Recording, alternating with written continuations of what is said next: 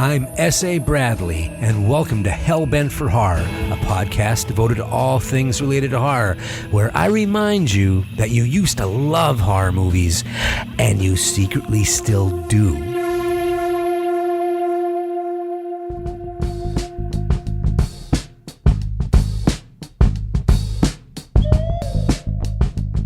Passion makes us do funny things.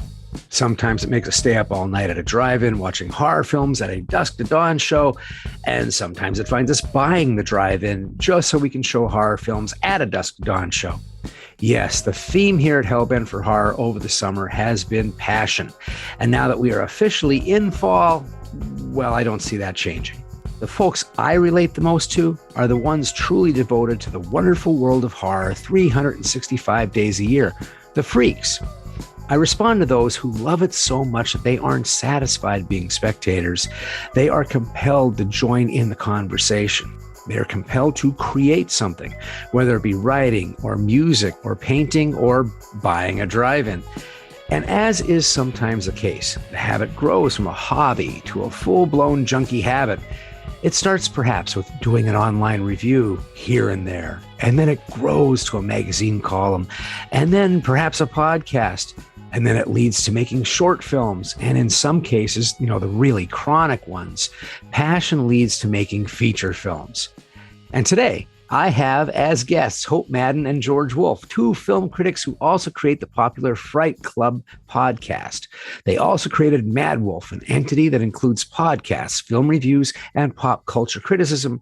But now Mad Wolf is also a film production company. Hope Madden is directing her first feature film, Obstacle Corpse. And the creative duo is here to talk horror and film.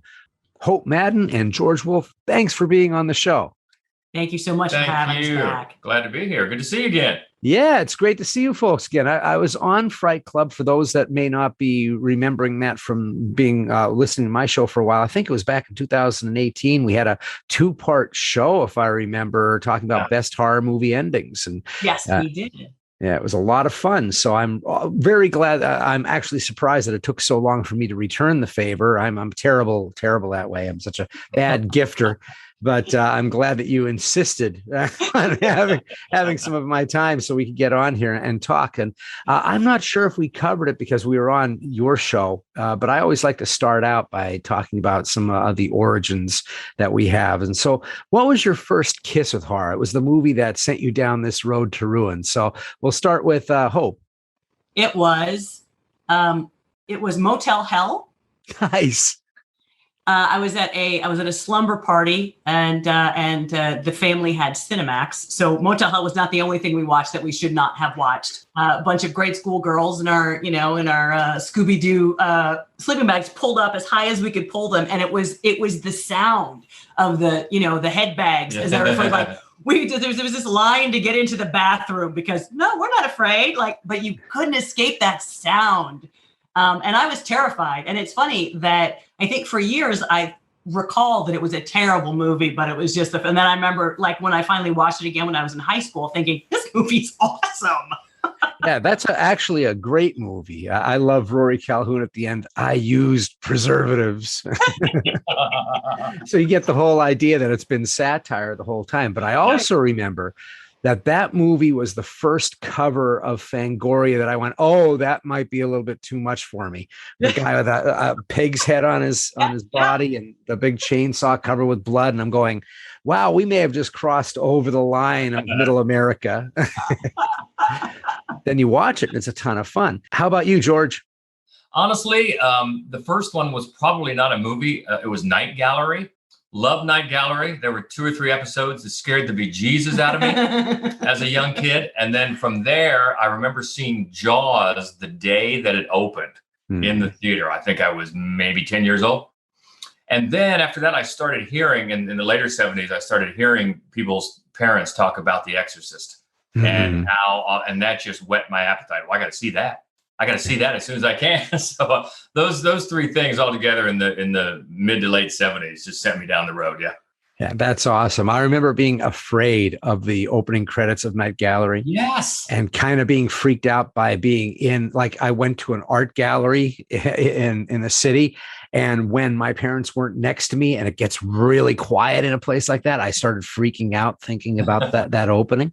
Yeah, because that's the thing about that show. The opening was scary and all the paintings were scary. Yeah. Everything about it. Yeah. Yeah, it was really, really good. And the Jaws thing, I remember I didn't see it the first day. I saw it a little bit later, and a kid from my school said, "Watch out when they pull the tooth out." Had no idea what that weird archaic thing was, this cryptic thing that he said. Yeah. And so I went to see it. And of course, that's when the head pops out, Sure. and everybody just jumped one lane back, one set of seats back. And it was just great. And man, there's just some really, really exciting stuff that I remember from those times. And The Exorcist, I was scared because they had radio bits for it. They had radio commercials for The Exorcist. So you would hear this her weird noise. Yeah. And I had no idea what that was. And I was just in the back of my dad's Gran Torino, like sinking into the leather seats. And that was so weird. And Tubular Bells, which is not a scary song, became scary because of the association with the movie that was like that. So I watched your proof of concept short film, Obstacle Corpse. Thanks so much for letting me take a look at that. That was a lot of fun. Before I talk about it a little bit here, I'd love to have you give a synopsis that we can give to the listeners. Absolutely. So the proof of concept short is a scene out of the larger film. The larger film itself is actually about a young woman who she wants to prove herself to her father, just to prove to her father that she can take care of herself. He's kind of a backwoodsman, kind of a survivalist, and he's not very impressed with her skills. So she talks her best friend into going to this extreme obstacle course race with her that a friend of her dad has invited her to, and sure that this will prove to her dad that she can take care of herself. And it turns out to be just the worst decision of her life. So that's the larger idea. The proof of concept short is just one segment, sort of one pairing of two athletes and their experience at the race. Would that be kind of like the teaser opening before the credits? That exactly what it is. Yeah, exactly what it is. So I really appreciated that. And you know how I get a little bit esoteric about stuff because I'm just weird that way. So I watch it, and even though, obviously there's dark humor that's in there, things that I felt while I was watching, I felt a little Shirley Jackson, The Lottery, a little bit of Battle Royale vibe, a little Belko Experiment vibe in there.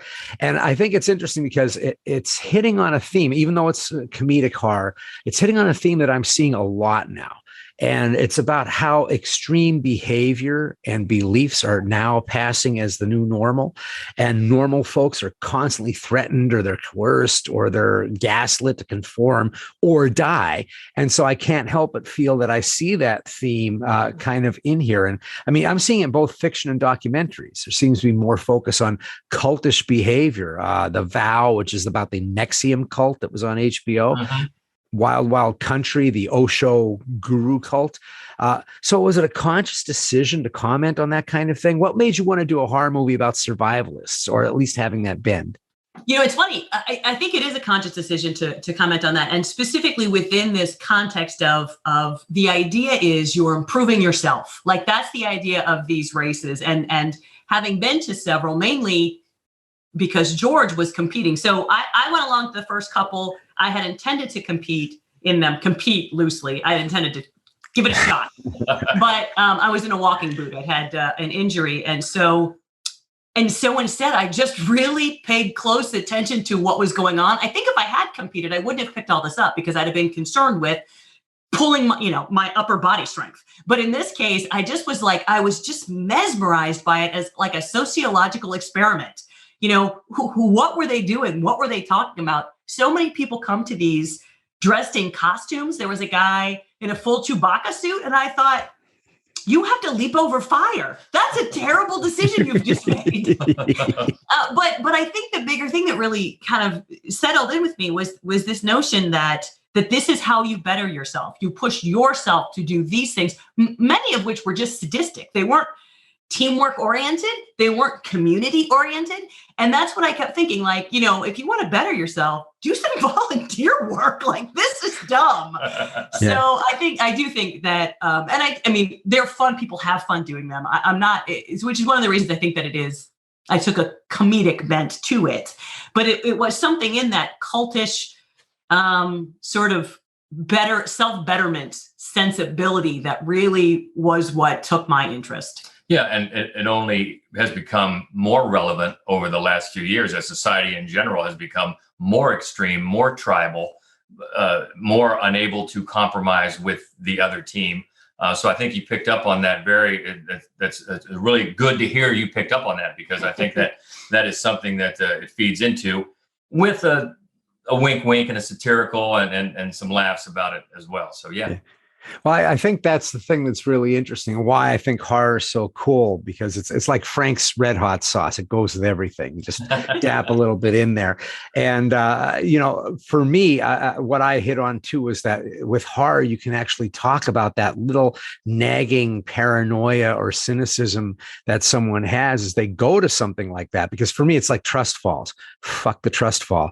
I'm not going to take the chance of a trust fall. I know there are people like me, but also the idea of like growing up with people who are like all smiles, saying, why can't you just smile? Why can't you just have a good time with us? And so it becomes this oppressive thing of just forcing something upon people. And I think that there's been this, we all went through a time where that the self-help gurus and all of that made sense. You know, there was a certain time, but it's just kind of gotten crazy and abusive, it seems. Yeah. It's so easy for people to be used in such spots. So I talk about horror, you know, giving us a healthy handshake with our shadows. And it gives us a stand-in for those real world horrors. What does horror do for you that keeps you coming back and wanting to do things like make movies? What has horror given you? You know, I think that's a great question. And I certainly, you know, little kids will have their parents read the same book to them 100 times. And the parents will be like, I'm so tired of this book. We have so many other books. Because to a child, right, the world is incredibly unpredictable and terrifying. And this, knowing what's going to happen on the next page, gives them a sense of control. I think that's why as a kid, I watched horror movies all the time, because I was afraid of everything. And the truth is, the more you watch them, the more you pick up patterns, the more you can tell what's going to happen next, the more control you feel over that. It also makes you afraid of more things than you realize that you were afraid of. Because, you know, after you watch a couple of years of a steady diet of horror films, all of a sudden I'm also afraid of the American South and, you know, like birds and high buildings and the ocean. And I thought, I don't think I used to be afraid of those things. You know, and then years and years and years later, now, if a movie surprises me, if it does something completely unexpected, it gets an extra star. It's like, that is outstanding. And so I think the opportunity to maybe deliver on that myself was what drew me to this. Yeah. So you mentioned something really interesting there. And of course, we are talking about comedy and horror being mixed. You mentioned surprise. And I think that both comedy and horror both need the element of surprise to work at all. And I think they both rely on timing and that element. So many times movies don't balance the two correctly. And you mentioned watching a whole bunch of films. So what movies have you seen that you think did it right? Boy, I think one that has a vibe that we would love to get close to is Tucker and Dale versus Evil. I love it. Yeah. It's so great because it's silly, it's bloody, and it's also, I think, smart comedy. Yeah, it's smart. I think they do everything right. I think the vibe is just perfect. So if we can get anywhere close to that, we'd be happy. Yeah. You know, I think some other ones that people may have missed. There's a movie called Severance. It's a bit darker. I love Severance. Yeah. It's such a smart satirical comedy. I love that one. And then darker still, I think like the perfect horror comedy is American Psycho. Yes. I think that it is just a pitch perfect film. Yes. And I think it's easy to watch it and not realize that it is funny, but the more times you watch it, the more often you laugh. Yeah, I think it's funnier every time we see it. In fact, the last time we saw it, we were both amazed because we had totally missed the line about where he says, whose moronic idea was it to order dry beer?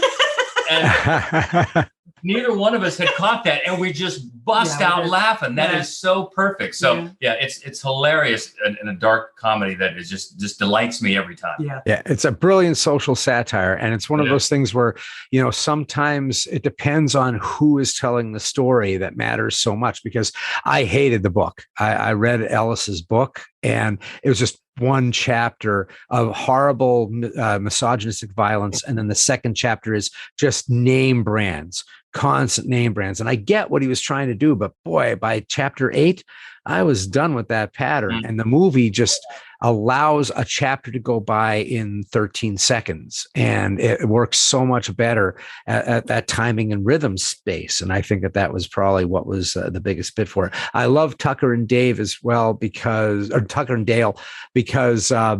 the actors are so great in it. They completely are committed to it, and they're two actors that do comedy and horror. So having them do both and really play off of each other so well was really, really great. Do you remember your first Halloween and what it was like? You know what I remember the most was, getting the costume on. I'm the youngest. I have a twin sister. We're the youngest of 6. And my parents were well beyond buying costumes. They were like, no. And they had this big trunk in their bedroom, which mainly I think had their old clothes and the old clothes of my older siblings. And that would be the thing. I mean, like we'd come home, mom would come home from work, we'd eat something fast, probably grilled cheese. We would tramp upstairs and, they would just pull through there until they came up with a great idea. And then that's what we would go as. So I think the first one I remember going as was the Incredible Hulk. And I don't even know what they found for me, but it was something loose so they could like shove all these, stuffing in there, some big loose green shirt. I think it was like a peasant shirt that was one of my older sisters. And then they painted my face up green, but he was my hero as a kid. He was my favorite when I was a little kid. And I just remember always finding that trunk magical for that reason. Yeah.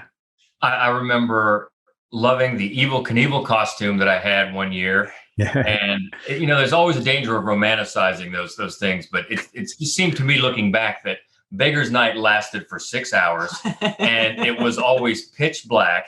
And I do remember always back then you were allowed to rake your leaves off to the side of the street and burn them. That's how people got rid of their leaves. And so that smell, I can still smell it. And when you would put the candle inside the pumpkin, after a little bit, it had a certain almost burnt pumpkin smell. I just remember the smells and the crispness of the air, but more than anything, it was that Evel Knievel costume. I was so proud of it. I'm sure I slept in it. Well, I love that you brought up smell, because that's the kind of thing I try to figure out what it is that compels us to continue to come back to this again and again. And I think so often it happens when we're kids. And for me, I wasn't allowed to go trick-or-treating. So I used to hide costumes in little bags, and I would just go outside and say, I'll be back. And I'd hide behind a bush and put something on. And so I remember the smell was what got me to believe that it was time for Halloween. I used to get so excited because when you're a kid, you believe that the world is changing right around you along with the holidays. And so as the temperature starts to go down, the smells are popping up from dead leaves. I used to remember going into the Five and Dime store there. And I used to only go into the Five and Dime store when it was around October, because they would have all these crazy things like the Revell Dracula and Frankenstein model kits and everything. Yes. Oh, I love those. Yeah. All wood inside of the place, and the leaves would invariably blow in. And so you'd have dead leaves in the corner of these all wooden floors. And, it was all musty and dark, and it was just so cool. And going to see all the costumes that I couldn't get was just really kind of fetishistic for me as well. Not a surprise that I ended up as I did.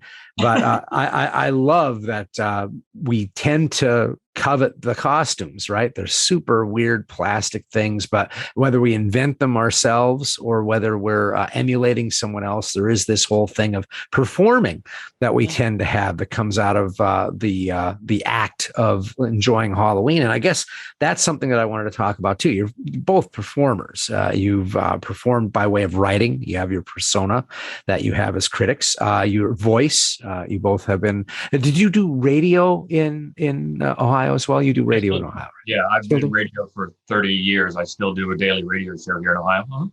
So that's another persona. And now you're doing moving images to tell stories. So what was the first thing that you did that was a performance when you said, I must do this again? Yeah, I know where you're going. When I was in the 4th grade, I went to a Catholic elementary school in a rural town in Ohio, Tiffin, Ohio. And that year, the principal decided that for every month's PTO event, one classroom would put on a skit. And so Miss Teal, my 4th grade teacher, asked for volunteers. And I'm like, I'm going to write and direct a play. And it was so funny because she would always refer to it as a skit, and I would always call it a play every time. And the play I wrote to perform, and it happened to fall during Holy Week for the PTO, was When a Stranger Calls. Because my babysitter had talked about this story, had talked about this movie on the phone with somebody else. I only heard her half of the conversation. Of course, I just hung on every word. And then I just let my imagination run wild and I wrote it up. And in fact, if you've seen the movie, not very many people died. A lot of people died in my 3-minute skit in front of all the principal, all the nuns and priests, my parents, my friends' parents. It did not go over well. There were a lot of kids I was not allowed to play with for a while. My parents told me I was not allowed to write anymore. I mean, it was like, I'm probably lucky, that it had happened 25 years later that it had me in therapy. But as it was, they just was like, oh, it's one of the spooky Hope Madden's quirks. But I remember not understand. I'm like, I thought it was brilliant. I'm like, what is the big deal? That was the greatest thing that's ever happened. And then so I've written horror shorts ever since. Actually, my first novel comes out in February. All right, congratulations. Thank you. So that was it for me. That was when I knew that this is the beginning of the end, right there. Well, I as a kid, I heard first my grandfather's and then my father's voice come out of the radio in the small town where I grew up in Ohio. They both were on the radio, and that intrigued me. Just hearing the voice, and I was drawn to that early. And then I started doing the school plays, and then I think in seventh grade is when I auditioned for the local community theater and was cast in the chorus. I think we did MAME was the first, maybe South Pacific, one of those two.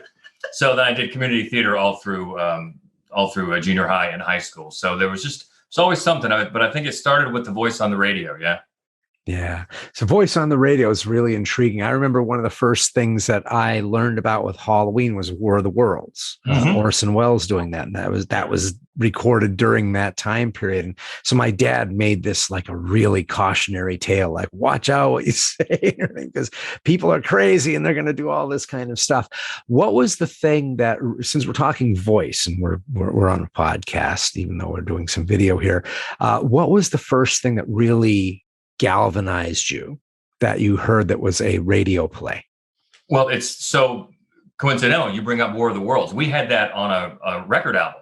And I would play that on my little close and play or whatever you called it at the time over and over and over. And my parents and grandparents would explain to me how people at the time, some people thought it was actually real.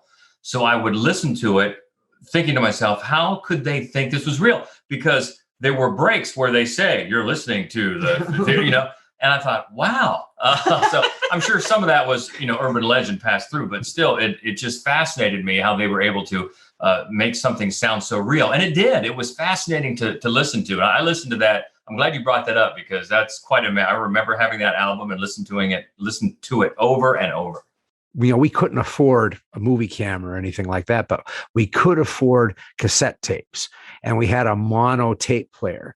And so my dad always wanted to be a DJ when he was a young man, but he was functionally illiterate and he was afraid he'd never be able to read the weather. So he never went after his dreams. And so he was afraid he'd look stupid, right? So how many people does that happen to? But so he wanted to play with me on this, and we would do rock and roll shows and something because he was a big first generation rock and roller. So he had all the 45s and big containers, and he would just, do licorice pizza all night long. And so we would have all this fun, but he would get me scary sound effects records because he knew that I loved being scared and I hated being scared at the same time. And I was such a crybaby that I saw the cover to the albums, and I would freak out because the one side was like a very abstract kind of Frankenstein, a scary house and everything, and that was okay. But the other side was a skull with flames coming off of it. Couldn't look at it. I was ruined. But I can't tell you how many things I tried to do with scaring people, with timing, because of what I learned off of that. So I always think it's really interesting to see how we learn to create. And, you're making movies now, and you obviously have a firm grasp of the visual image as well as the sound images and stuff, but you're probably watching films as a craftsman more than you are just sitting there and letting it wash all over you like we did when we were younger. What was the last movie, though, that you watched where you forgot that you were watching a movie, that you felt that catch in your breath? That's a really good question. It is a really good question. Because we see so. We just watched In the Mood for Love from 19. War Kong Wai. Yeah, it's. They had a 4K restoration here in town. Wow. And, this is from how many? It was about 20 some years ago. Yeah, it's the early 2000s. The male lead is the man who plays the father currently in Shang-Chi and the Legend of the Ten Rings. And it's a tremendous movie. Such a mood piece with all your senses. I mean, the sound and the visual, the production design. That is a movie to get lost in. Incredibly immersive and interesting, because now thinking back on it, I can recognize there are very few sets, very few locations. It's a very small cast. It's got, sometimes in the framing, it conjures sort of Hitchcock a little bit, although it's not a thriller. It's a romance. It's a period piece. The color is gorgeous. It's just gorgeous, everything about it. But it's funny that, the way you say it, it's true that, and also I knew I didn't have to write it. We were, it's a retrospective that, now I'm thinking about it in a way that very often I think about it while I watch a movie, which is, that's very interesting. They're shooting this person from behind. We're never going to see their face. I wonder what that's about. I didn't think about it at the time. I just sort of let the whole thing wash over me. Yes, Kar-Wai Wong is the writer-director from 2000. And I think that's true because we sometimes, depending on how many movies are out in a week, and we try to cover as many as we can, it becomes a little bit of an assembly line, and that's not good, but it just happens that way. And to go to a movie like that where we knew we didn't have to write anything or critique anything and just let it, as you say, wash over us, was a tremendous experience to watch a movie like that. And I think that was the perfect one to answer that question. Yeah, even though it wasn't a new movie, we just saw it recently. Right. I think there are times when I believe that foreign films do catch me by surprise because they're just playing, they're different rhythms. I think Come and See. Have you seen Come and See, the Russian war film? Yes. It's rough. Yes. Yeah, it's super rough. And it was one where I forgot that I was watching a film because it's idiosyncratic in how it wants to tell the story. We spend so much time watching this kid pulling rifles out of the mud, and you're like, what is this madness? And then as they continue to move forward, and then it goes way off the reservation when we get to the Nazis going into the village. So movies like that really get me. And the element of surprise, and sometimes it's not even surprise as much as it's just done perfectly. Have you seen His House? Yes. Oh yeah. That was a great one. Really like that. There is one horror sequence, a scare that with a phantom child running through the house that is just done so perfectly that it scared me, and I had to rewind it. And I watched it again, and it still gave me goosebumps. So even if I didn't like the rest of the movie, which I did, I still would have been like, "There's a rarity that a shock or a chill like that really works." It's extremely rare. Another one that comes to mind actually for me is called was The Other Lamb, which came out last year. It's beautiful. It's a gorgeous film, and it's about a cult actually. And it's one of those films that I love. First of all, it's visually, it's just stunning. But because it doesn't handhold, it doesn't explain to you like the tenets of the cult. You figure it out on your own as it goes through. And the way the protagonist's story turns, it's focused on female anger. But you realize by the end of the movie, it's like, hooray for female anger. And that was just a nice change of pace.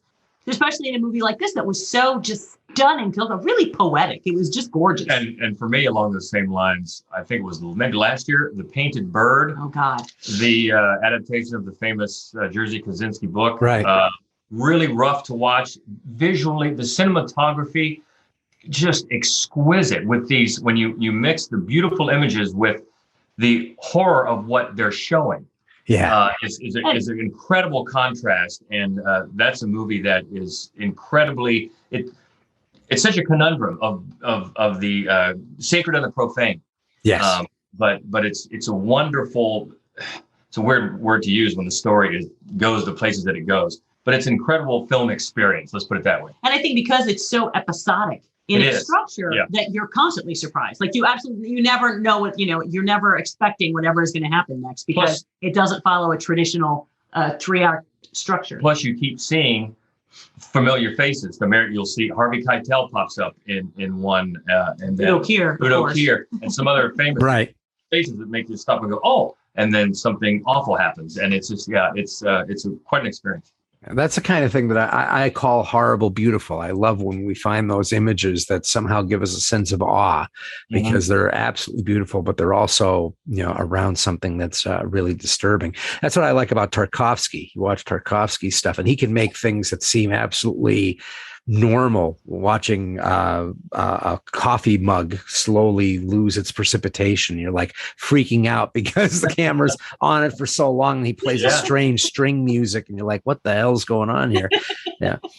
I think that's brings me to another point, which is talking about horror style. I mean, not every film that we've been talking about are horror films, and yet they are trafficking in the things that make horror movies work. In other words, horror ingredients. What do you see that make a horror movie really stand out? We watch so many movies, but what are the things that you felt, now that you're making films yourself, that are the ingredients that just take a movie that's a horror film and go, there's an element that helps lift this thing up? I think that's a great question. One of the things that I like in any film, but in a horror film, I like a protagonist who isn't likable. I think it's really, you like a complicated protagonist. I don't like the traditional, in so many sort of Hollywood films, the hero is the least interesting person in the film. Which is one of the reasons why growing up, I'm a massive fan of the villains. I love the villains, and so I like in a horror film when that's not the villain, right? When that's the protagonist, the person that you're rooting for is complicated and maybe not even likable. I think that is one of the most fun things and interesting things. It's a great way to complicate a story. Well, one thing I always appreciate is visual storytelling. Since film is a visual medium, I don't like being handheld. I don't like being spoon-fed. If you can tell me something, or better yet, if you can lead me to discover it for myself, specifically through a visual style of storytelling, whether it's a horror movie or any other movie, I really appreciate that. Do you know who's great at that is Oz Perkins, right? Like, yes, daughter. He is a master of visual storytelling. It's very much like a picture book. When you read a picture book, the word says one thing, and a lot of times the images say something completely different. That's like a second part of the story that you have to pay attention to get the whole thing. I think Oz Perkins has that nailed. Have you seen The Wind? I'm trying to remember. Yes. That's another the Western. Yeah.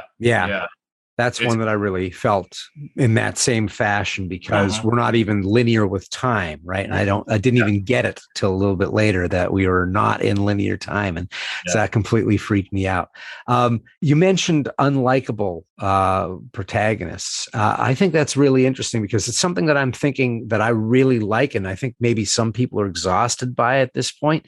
But I've enjoyed the recent horror films that have been rather dread infused and creepy, more than scary, that have characters that are flawed, because I think we're dealing with movies and emotions that we've not seen before. Like there's The Ritual, which has talks about cowardice. I mean, that's our main character is a coward. How often do you see that? Rarely. And Saint Maud, which is just loved it. Yeah. What an amazing film. And that last shot, it's like, holy cow. We talked about that last shot we did. Oh boy, what a stunner. Yeah. What a stunner. Yeah, let's keep talking about this. This is one of my jams right now, is that talking about things that stand out. And I'm trying to come up with like formulas of it. I don't know if that makes any sense, but I have this thing that I call the red ball moment. And that's, I call it that from The Changeling, where you have George C. Scott. He's in this haunted place and the ball comes rolling down the steps and he's like done with it. And he takes it out to a lake and he throws it in the lake and he comes back and this ball comes going down the stairs. And I think any movie that has those moments where you, up till then, you're not sure, right? They're playing with both reality and the supernatural, but it's not just that it's the supernatural is shown. It's only showing itself to that person, which is so sinister. Right. There's like this whole thing of like, now I'm just going to playfully knock this ball right down on the thing. Can you think of other movies that have that kind of thing to them? Because or something that is like that you think, oh, when I see that in a movie, I know that they're raising the bar. We're not just seeing something that's like a squashed head, although squashed heads are good too. I think we've seen it, maybe not to that extreme, but I think we've seen it very recently in The Night House. The new I haven't seen that yet. I've heard it's great. Rebecca Hall. Yeah, she really carries it. I think it's one of those films that without her performance, it would come off maybe more silly than it does, but she elevates the entire thing to a level of resonance. And I think it speaks to what you're talking about as far as the things that are happening supernaturally are speaking only to her. And it also helps that it's not a large cast. She's often by herself in this house. But still, it touches on similar themes as to like The Changeling. And I think it's one that really works, especially with her performance. I enjoyed it. I love movies that can toe that line between, I think you get a lot, is she insane or is this really happening? I think The Innocents maybe does it best of all. Wow. Yeah. The Orphanage is remarkable in that way. And I think the one that first jumped to mind, very similar to those two, is The Others. Yes. There's a moment all of a sudden when you're like, oh, wow, that's what this is. And it's just masterful the way they pull it off. And extra points if you can do it without relying on, I woke up, it was just a nightmare. Oh, yeah. Because I'm really getting tired of seeing that, let me tell you. Yeah. I have to say, even though, it's kind of in vogue to kind of knock him on his butt, I think James Wan is extremely good at doing that kind of thing visually, where he tells stories or moves things forward with a very unique way of showing things. Like the first, I always say his first films. I don't look at the sequels and stuff like that because they're just kind of a rehash. But his first punch is usually very, very strong. I thought that Insidious had just such a wonderful idiosyncratic thing of this creature demon thing just walking into that room. Yes. I hadn't seen anything like that since I think, oh my God, The Sentinel. It was like a 1977 movie. Nice. The crazy ghost guy that comes walking in. And it just completely freaked me out because it was like so not what we do, right? It's not the focus on the doorknob or anything like that. It's just like this matter of fact walking in. And I think The Conjuring has that sinister thing with a hand clap, right? Love it. I think that's like going back to old ghost stories. And I give him a lot of credit. Have you seen Malignant yet? We have. Holy shit. Well, we're among the few that we've talked to that we didn't care for it. No. But I agree with you. I admire its boldness. But yeah. That's about. Yeah. I all I could say was, I was like, what the fuck was that? I was giddy with the end. But I was all the way through it. In the beginning, I was like going, why is he spending so much money trying to make an 80s film where they had barely passable acting? Right. I mean, I had to think about what the fly on the wall would be for the actors going, do I really have to say this entire line bug-eyed? Like I have no fucking clue what she's about to say. Right. The sister in that movie, I thought she was going to have a heart attack because it's like, this is anti-acting, right? We're not really acting here. kind of going, the hairstyles in that movie. And I get that it was going to be a little bit of Fulci, and it was Argento. And I love that. But at the same point, there's so much nostalgia to that kind of thinking that I was kind of taken out of it.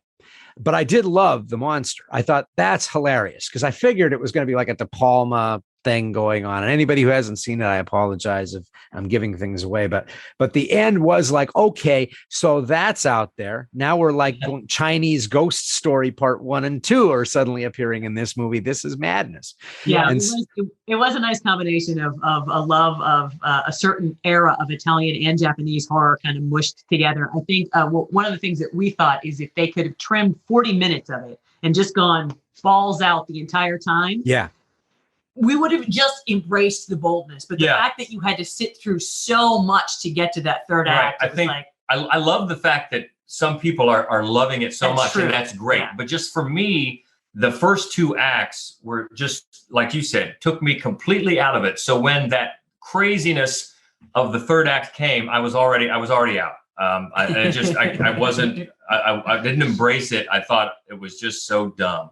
But hey, I love the fact that it's got people just talking about it and embracing it and being passionate about it. Well, we'll watch the third act again, but we won't sit through the whole movie. I think that's something that I appreciate the folks that I know. There's a lot of really diehard horror fans and smart horror fans that are loving this thing.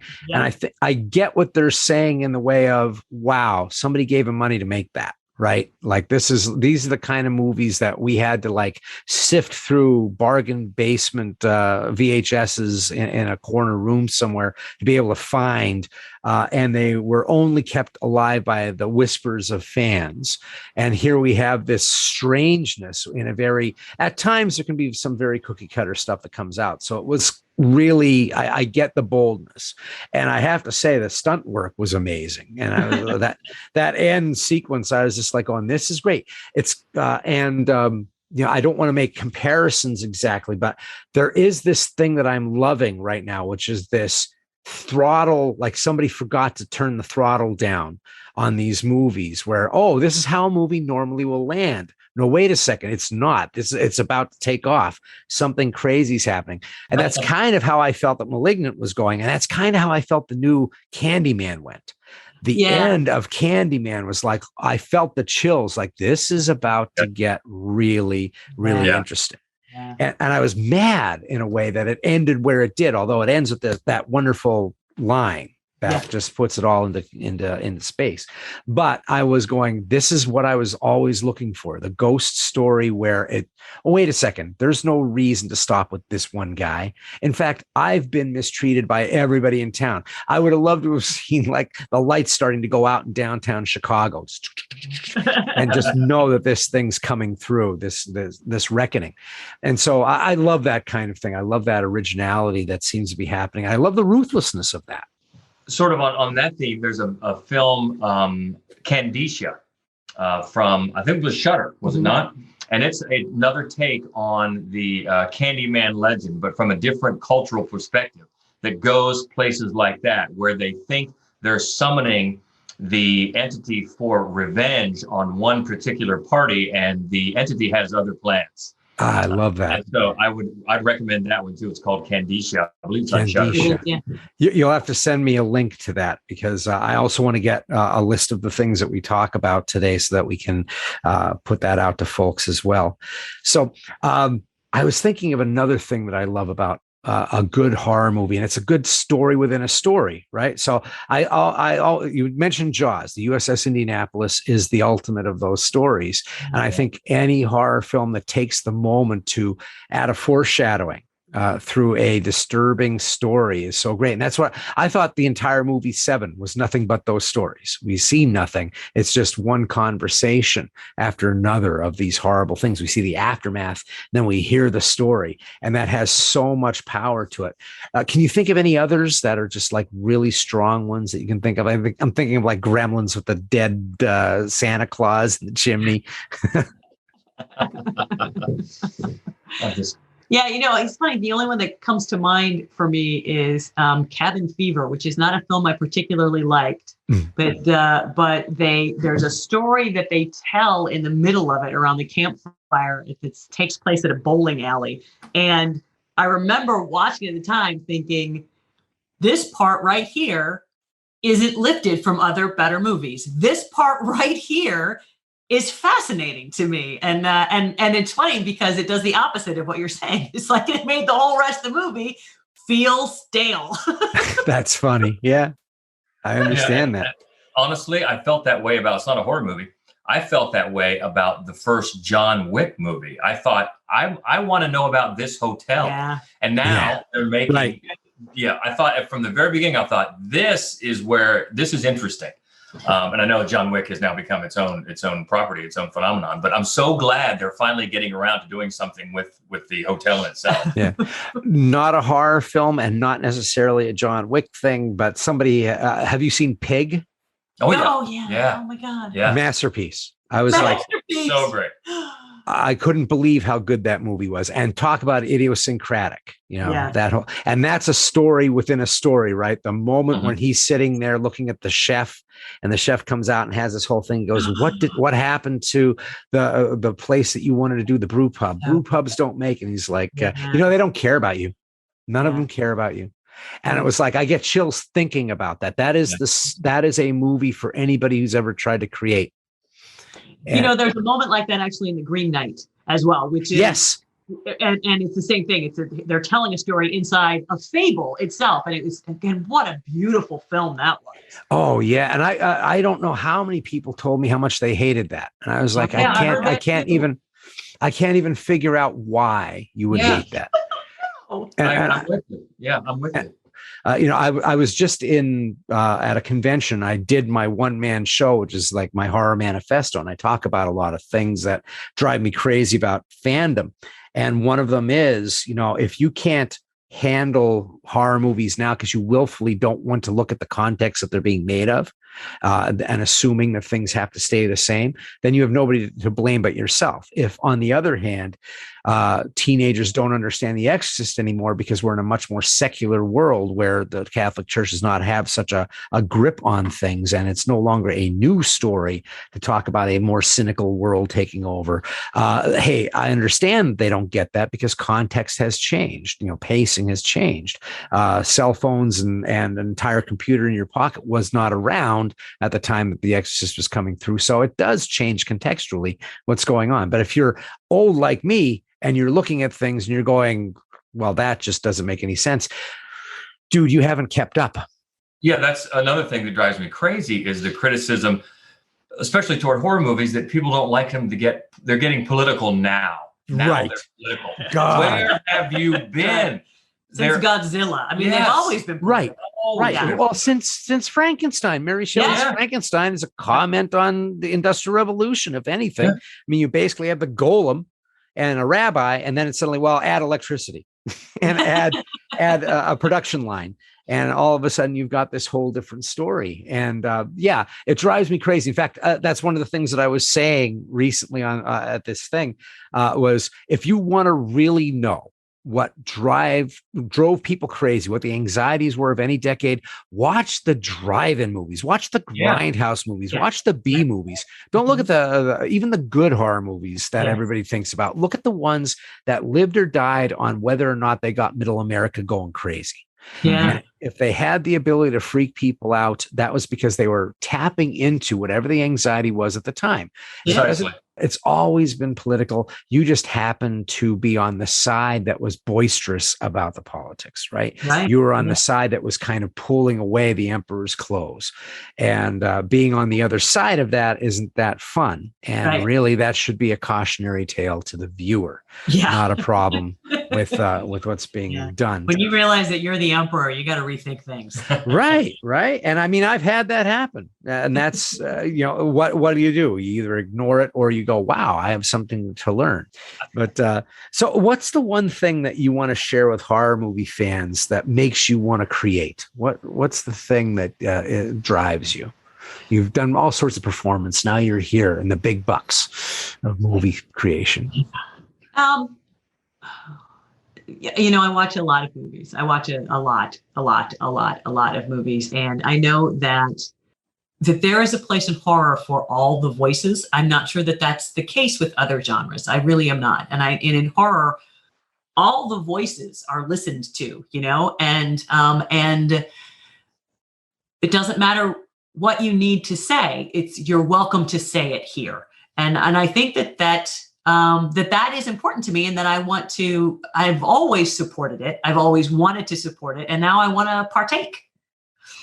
I want to say something. Yeah, that's awesome. And that's what keeps me so excited is I'm now seeing the barbarians have broken the gate, right? Now we have perspectives coming from everywhere. And so I don't think the stories have to be new. I think the shift in perspective is. Right. I think a lot of the stories that we're watching, including Candyman, it may be strangely foreign to some folks, and maybe you like foreign films or maybe you don't. But to me, it's like being able to see something that I've seen a million times from a different vantage point and go, I never thought that was a problem. I mean, I've had that happen with people that I was talking to about films, and like, you keep talking about George Romero's Night of the Living Dead, and I get that, the main character has to die at the end and everything, but you know how long we've been watching black men die in movies like that? How many times do we have to do it? Can he get away once? And it's like, oh, shit, I've never even thought of it then that way, that it was just that to me was progressive thinking, right? It definitely was. Yeah, it was at the time. And yet to sit there and continue to bang like that's Khrushchev's shoe on the thing is just ridiculous. So, I need to grow. Everybody needs to grow. Is there anything that you want to leave the audience with right now that you want to talk about with horror and your art? Well, we would love anybody to check out the project, and we've got an Indiegogo set up for it now. We just hope to start shooting in the spring, and we certainly realize, if people can just share, shares go a long way toward getting the word out, because we found a lot of enthusiasm for this idea and for this project. And so I love to see people sharing it and people adding to the cause, joining the team. We're offering perks and trying to have some fun with it.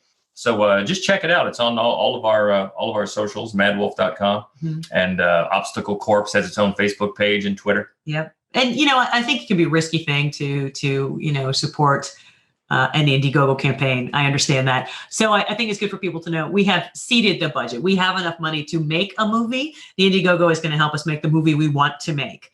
So there's no worry that if we don't hit goal, we're not going to make it. We will shoot this spring, just if that encourages anybody further. Like, I've done this before and that movie never came out. Ours will, I promise. And you talked about a little bit ago, you talked about exploding heads. We're so thrilled that in our visual effects department, we have David Greathouse, who is, we think, one of the best. Yeah. So he did Tusk, for example, some pretty obvious, but he also did Killing of a Sacred Deer. I mean, he does all of Lucky McKee's films. I mean, he's a master, and he's Ohio based, nicest man in the world. Can't tell you how excited we are that he's committed to this. I mean, I couldn't be more excited. Yeah, Lucky McKee's stuff. Yeah. Some exploding heads. So we continue the battle royale kind of similarities. That's great. So I was going to say about that, I'm glad that you brought it all up, because you're creating independent horror with grassroots support. And I think that's something that's so important. And I think that's where we'll get so many interesting voices. So where can people see the short film that's there now? Is it playing festivals and conventions? We're going to play the UK Film Review Festival in the beginning of November. And then after that, we're going to be done. And at that point, it will probably stream live. UK Film Review, they have a streaming service as well, UK Film Channel, and in all likelihood, it'll stream live there. I probably shouldn't have said that already, but it should be available for just anybody to see, the general public to see sometime in November, I would think. Great. Well, Hope Madden, George Wolf, thank you so much for being on the show today. Where else? I know you mentioned madwolf.com. Is there anywhere else that people can find you? You want to give a list of different places? We're all over the place. Yeah, madwolf.com. And that's mad with 2 Ds. On Facebook and Instagram, it's Mad Wolf Columbus, since we're based in Columbus, Ohio. And also the film itself is Obstacle Corpse Film on Instagram and on Facebook, and Obstacle Corpse X on Twitter.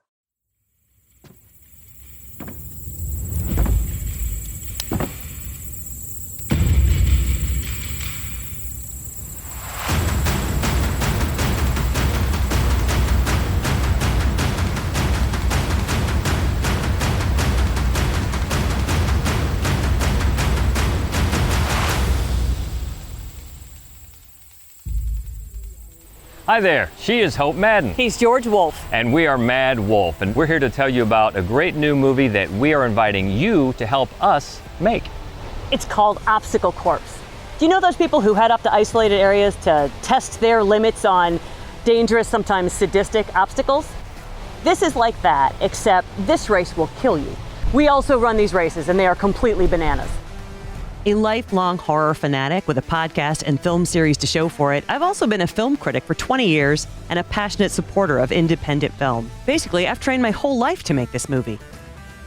We all want more good horror comedies, and we want more women-led films. Here's your chance to have both. Join us in bringing my debut feature film, the hilarious dasher-slasher Obstacle Corpse, to the big screen. We've already been working tirelessly with a talented, experienced team for a year to make sure Obstacle Corpse will be made and that you'll be proud of it. We need your help. We're seeking participation from the genre film family totaling $30,000 to directly support production and post-production. The level of scale we can achieve and the degree to which we can bring Hope's full vision to life, that's what you get to control. Plus, perks. There are Obstacle Corpse shirts, wristbands, headbands, and race bibs. We also want to make memories, like the happy hour and screening party at Gateway Film Center, where you can join us to watch the film. You can also back a kill, helping us cover the practical effects and build one of the obstacle murders. We'll even send you a behind-the-scenes pic of your obstacle. Check out all the perks and contribute if you can. Even more importantly, please help us get the word out by sharing our message far and wide. The first Mad Wolf feature film, Obstacle Corpse, and we hope you will join us in making this dream, This bloody, unwholesome dream, a reality.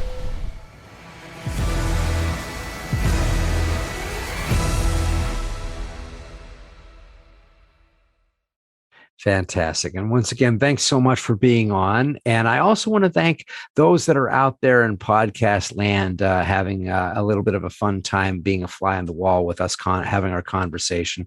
Thank you for listening to Hellbent for Horror, where I'm here to remind you that you used to love horror movies and you secretly still do. And just remember to stay hellbent. And we're out. Yay! Thank you. And thanks for listening to the show.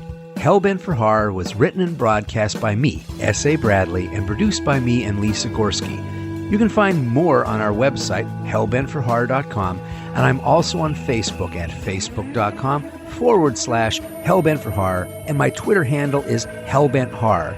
Please hit that subscribe button to get H4H hot off the press. And if you can do a review on iTunes or whatever app you listen to us on, that really helps people get to find us. And now for some Hellbent for Horror news. The podcast is available on some more outlets now, so you can listen to H4H on Spotify, iHeartRadio, and TuneIn Radio, as well as the regular iTunes, Android, and Amazon apps. And let there be swag. H4H t-shirts are now on sale. We have a store on tpublic.com with a bunch of Hellbent for Horror designs, and you can have your choice of t-shirts, sweatshirts, hoodies, coffee mugs, something horrible beautiful for you or that someone special. The link to the merchandise store is on our website, hellbentforhorror.com. And until we meet again, stay hellbent.